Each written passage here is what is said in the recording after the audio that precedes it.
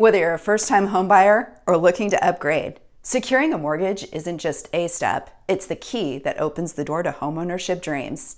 Today, we're talking all about mortgages. Let's go. Hi everyone, welcome back to my channel. I'm Bryn with Hearthstone Real Estate here in Eugene, Oregon. On this channel, I talk all about the Eugene area and give you some real estate tips along the way. Today, we're diving into one of the most important parts of the home buying process, the mortgage loan. Securing a mortgage is a crucial step in the home buying process, and it's essential to understand the key aspects to set yourself up for success right out of the gate. Let's start off by covering some of the factors that your lender considers during the process and why they are important. First up, we have credit score. A good credit score is crucial when it comes to your financial well-being and can significantly impact your mortgage options. A higher credit score indicates a lower credit risk, making you more likely to be approved for a mortgage. With a good credit score, you demonstrate a history of responsible financial behavior, which gives lenders confidence in your ability to repay the loan. Your credit score also plays a significant role in determining the interest rate you'll be offered on your mortgage. A higher credit score usually translates to a lower interest rate, which reduces your monthly mortgage payments, but also saves you money over the long term. Next up, debt to income or DTI ratio, a financial metric that measures the proportion of your monthly income that goes towards debt payments.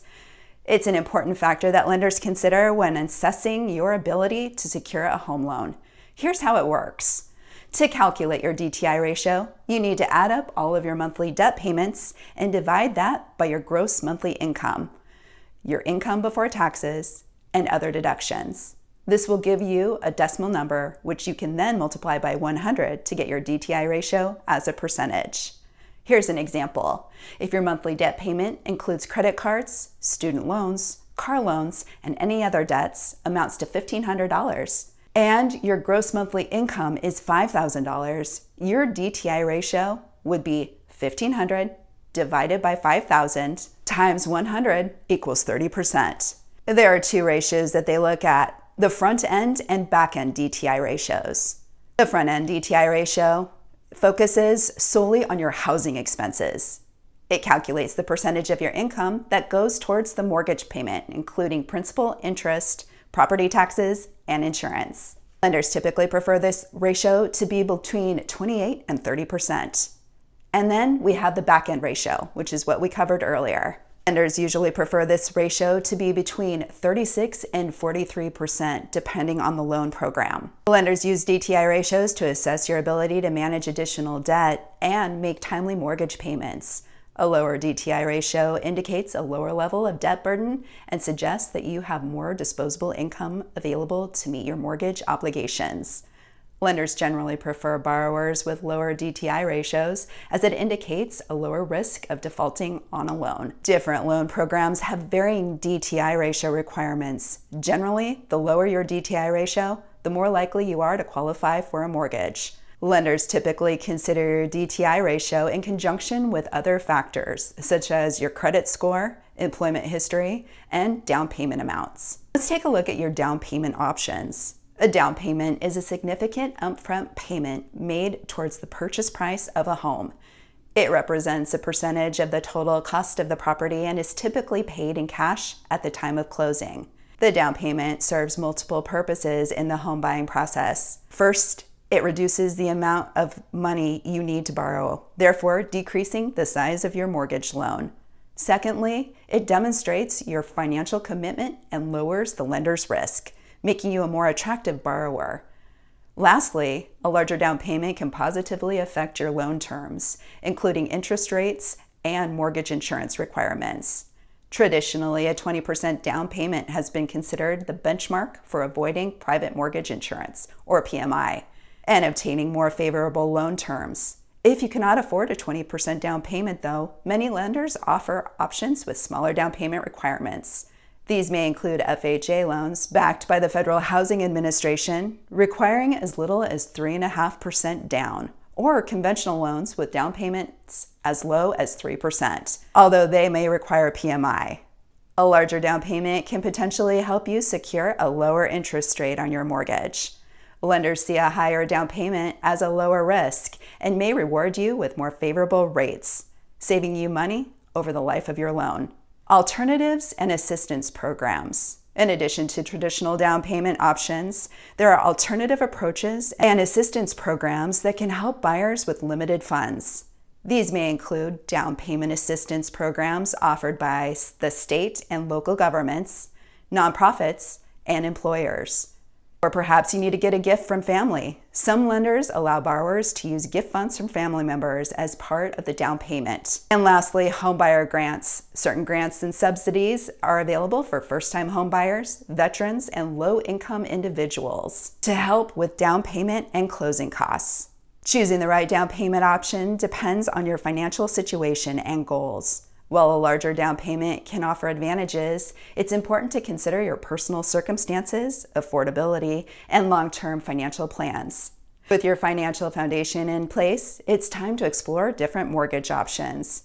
Here's an overview of your options. I'm not going to get into the details of each of these, but I recommend exploring the pros and cons of each with your loan officer before making your final decision. Fixed rates versus adjustable rate mortgage. Which works best for you and your situation? Mortgage terms. Exploring the advantage of shorter or longer loan terms and their impacts on monthly payments. Government-backed loans. Might an FHA, VA, or USDA loan be your best bet? Once you've chosen the right mortgage, it's time to go through the application process. Here's a breakdown of what that looks like. First, it's gathering the documentation, the essential paperwork that you need to provide for your loan application, which is primarily your income and asset documents. Your income information may include your pay stubs, W-2s, or 1099s, and possibly previously filed tax return documents. It depends on your specific job and the type of loan that you're applying for. For a proof of assets, the lender may require bank statements, investment statements, and retirement statements. Lenders will provide you with either a pre-qualification or a pre-approval letter once they've reviewed your application. I prefer working with lenders who go through the full pre-approval process first. That means that they have had an underwriter review your documents before providing a letter to ensure that you're fully qualified for the loan ahead of time, instead of reviewing a hypothetical situation and hoping for the best. It can take a little more time up front, but it strengthens your offer once you find a home that you love. If the lender has the majority of your documents in hand up front, all they need to do is review the property itself later on. The bulk of the work is done, and the seller and listing agent can have more confidence that that deal will actually close should they accept your offer. Finding a great mortgage lender is imperative. Have you worked with someone in the past that you trust? If not, your real estate agent should be able to refer you to several loan officers that they trust and who have done a good job for them in the past. Much like the real estate agent, a good loan officer can make or break your purchase. Make sure they know their stuff. There's nothing worse than getting down to the end of the deal only to find out that the lender isn't able to get your loan done. False promises hurt everyone in the end. What about the costs and fees of the loan? Closing costs and fees associated with various services and processes involved in finalizing the mortgage loan. They can vary depending on factors such as loan type, location, and specific transaction. Some closing costs include loan origination fees, the appraisal fee, title insurance costs, attorney or escrow fees, home inspection fees, the credit report, the survey fee, prepaid property taxes, and insurance and recording fees. Estimating closing costs. While the exact amount of closing costs can vary, it's advisable to estimate them as a percentage of the home's purchase price. Typically, closing costs range from 2 to 5% of the purchase price. However, it's important to note that this is just an estimate, and the actual amount can be influenced by several factors.